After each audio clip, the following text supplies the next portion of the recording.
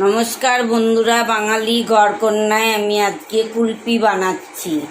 কুলপি বানাতে অনেকে বলে অনেক কিছু লাগে, কিন্তু আমি সেরকম কিছু দিই না।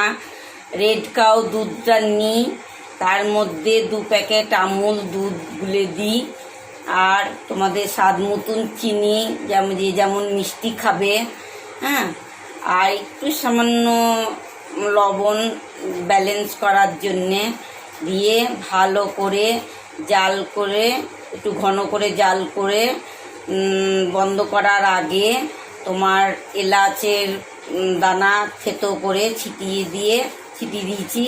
তো এবার 10 মিনিট মতো একটু ঢেকে রাখবো। ঠান্ডা হয়ে গেলে এই যে কুলপির খাপ এতে ভরে দেবো, ভরে দিয়ে ডিপে ভরে দেবো, ভরে 45 মিনিট মতন রেখে দেবো।